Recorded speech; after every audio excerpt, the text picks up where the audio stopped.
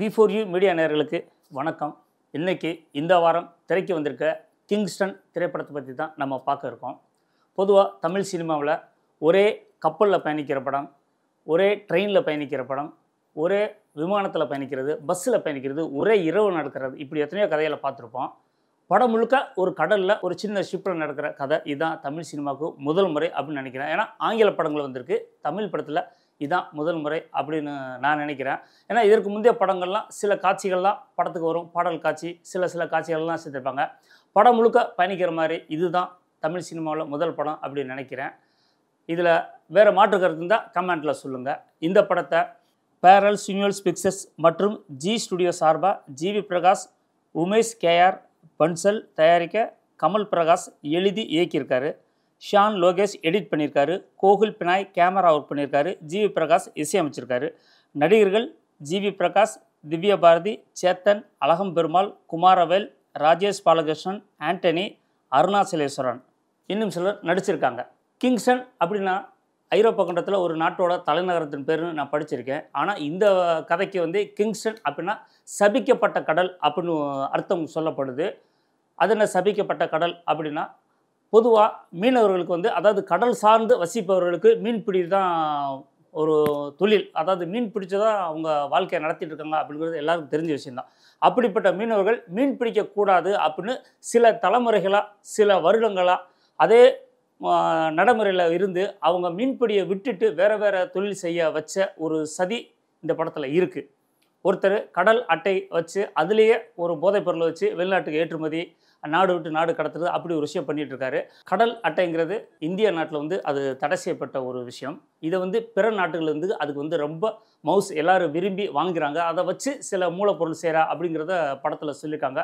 அதனால் அந்த கடை அட்டைக்கு வெளிநாட்டில் ஒரு நல்ல மவுஸ். அதனால் இவங்க நம்ம தடை செய்யப்பட்டதை ரகசியமாக வெளிநாட்டுகளுக்கு விற்று இதில் பணம் சம்பாதிக்கிற ஒருத்தர் இருக்கார். இன்னொருத்தர் கடல் கடியிலேருந்து தங்கத்தை எடுத்து ஆளுகளெல்லாம் அனுப்பிட்டு இவர் சொல்கிறத கேட்டால் அவங்கள கூட வச்சுக்கிறது, இவங்க சொல்கிறத கேட்கலன்னா கடல் கணிச்சு கொள்வது, இப்படி மாதிரி பல உயிர்களை பழி வாங்கி ஒருத்தர் தங்கமாக சேர்த்துட்டு இருக்கார். ஸோ இவங்க ரெண்டு பேருக்கும் முடிவு என்ன ஆச்சு அப்படிங்கிறது ஒரு பக்கம் இருந்தாலும், இந்த படத்தில் ஜிவி பிரகாஷ் என்ன மாதிரி கேரக்டரில் வர்றாரு, இவங்க இந்த ரெண்டு கேங் லீடரை இவர் எப்படி சமாளிக்கிறாரு, இவரோட திவ்யா பாரதி காதல் என்ன ஆகுச்சு அப்படிங்கிறத ஒட்டுமொத்தமாக விளக்கம் சொன்ன படம் தான் இந்த கிங்ஸ்டன். கிங்ஸ்டன் உண்மையிலேயே பார்த்திங்கன்னா நிறைய இடங்களில் பார்த்திங்கன்னா ஆங்கில படங்களுக்கு இணையான படப்பிடிப்பும் சரி, கேமரா ஒர்க்கும் சரி, இசையும் சரி, எடிட்டிங் சரிங்க ரொம்ப பிரமாதமாக இருந்திருக்கு.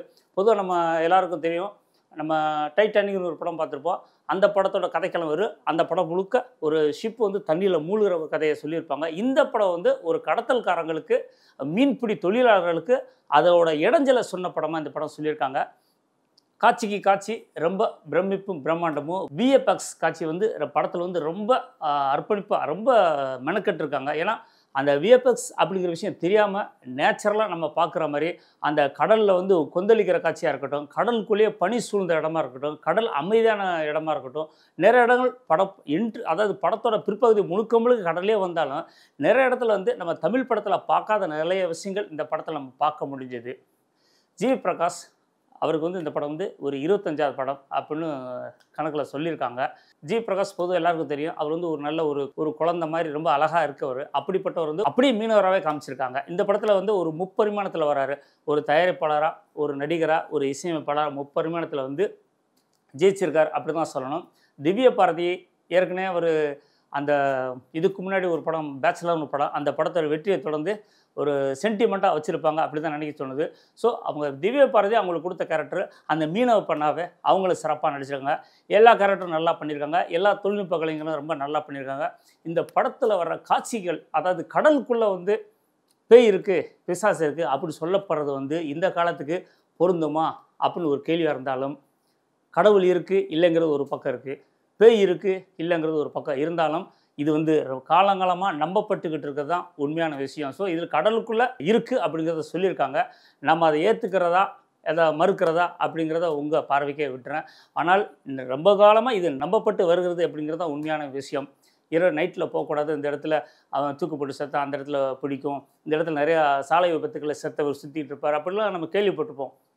ஸோ இந்த படத்தில் கடல்லேருந்து கன்னிப்பெண்கள் நிறையா பேரை பலி கொடுக்குறாங்க. இவங்க தொழில் சரியாக நடக்கணும்னா அந்த நரபலி அப்படிங்கிற ஒரு விஷயம் சொல்லுவோம் இல்லையா, அது மாதிரி சின்ன கன்னிப்பெண்களும் இந்த படத்தில் பலி கொடுத்து அந்த அதாவது இவங்களுக்கு இடையூறு இல்லாமல் இவங்க தொழில் பண்ணுறவங்களுக்கு இடையூறு இல்லாமல் பலி கொடுத்து பண்ணிகிட்ருக்காங்க அப்படிங்கிறதையும் இந்த படத்தில் சொல்லியிருக்காங்க. ஸோ இதெல்லாம் நம்பப்படுற ஒரு விஷயந்தான். ஆனால் நம்ம நம்பலாமா வேணாமா அப்படிங்கிறது உங்கள் பார்வைக்கே விட்டுறேன். படம் பார்க்குறதுக்கு நல்லா இருக்குது, எனக்கு பிடித்திருக்கிறது. அதாவது ஆங்கில படத்துக்கு இணையான ஒரு தொழில்நுட்பம் இந்த படத்தில் பண்ணியிருக்காங்க அப்படிங்கிறது வந்து உண்மையிலேயே நம்ம தமிழ் சினிமாவுக்கு நல்ல முன்னேற்ற பாதையில் போயிட்டுருக்கு அப்படிங்கிறதுக்கு இந்த படம் ஒரு சான்று. பொதுவாக சாகுறதுக்குன்னு கடலில் விழுந்து முத்தெடுத்துட்டு வந்து பிழைச்சவன் இருக்கான், முத்தெடுக்க போய் கடலில் செத்தவன் இருக்கான் அப்படிங்கிறத நம்ம கேள்விப்பட்டிருக்கோம், புக்கில் படிச்சிருப்போம், கதையாகவும் கேள்விப்பட்டிருப்போம். இந்த படத்தில் மீனவர்கள் மீன் பிடிக்க போகக்கூடாது, அவங்க மனநிலை அவங்க வழி மீனவர்களை மீன் பிடிக்க போகக்கூடாதுன்னா அவங்க மனவழி எப்படி இருக்கும், அவங்க குமுறல் எப்படி இருக்கும் அப்படி இந்த படத்தில் அந்த இன்னொரு மைய கருத்தையும் சொல்லியிருக்காங்க. ரசிக்கிற மாதிரி இருக்குது.